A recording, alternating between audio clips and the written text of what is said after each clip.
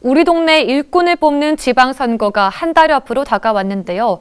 그렇다면 지난 4년 청주시 의원들의 성적표는 어땠을까요? 시민단체가 분석했더니 그 결과는 예상을 크게 벗어나지 않았는데요.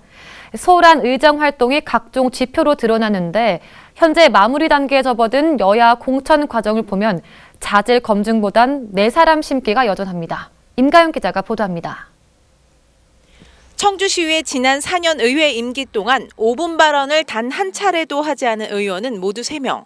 이 가운데 A 의원의 경우 3선임에도 대표 발의한 조례가 하나도 없는 등 임기 내 눈에 띄는 의정 활동은 찾아보기 어려웠습니다.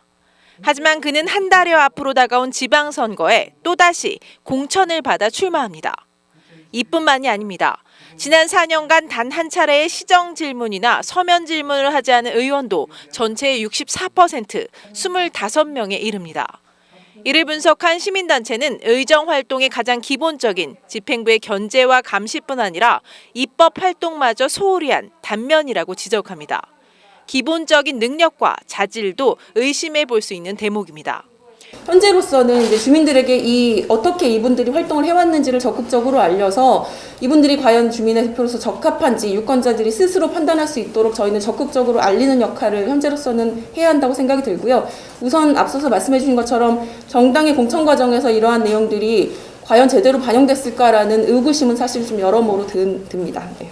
그렇다면 이번 선거 여야 공천 과정에선 후보의 능력과 자질 검증이 제대로 이루어졌을까? 하지만 일부 사례만 봐도 그렇지 않다는 걸 한눈에 확인할 수 있습니다.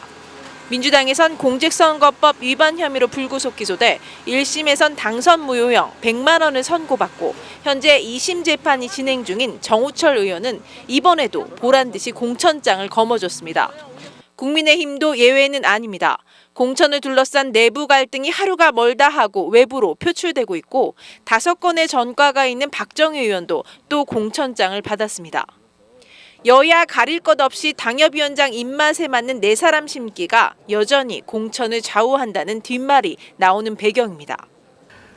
정당의 가장 중요한 역할 중에 하나가 정치인들을 충원하는 겁니다. 그 충원이라는 거는 현재 있는 정치인들을 잘 교육하는 것도 중요하지만 발굴해서 기르는 것이거든요. 이러한 시스템의 부재가 이러한 결과들을 많이 도출합니다. 지역 일꾼을 뽑는 지방선거. 정당 자체의 자정 능력을 기대하기 힘든 상황에서 이제는 누가 일할 능력이 있고 의지가 있는 인물인지에 대한 판단은 또다시 유권자의 몫으로 남았습니다. HCN 뉴스 임가영입니다.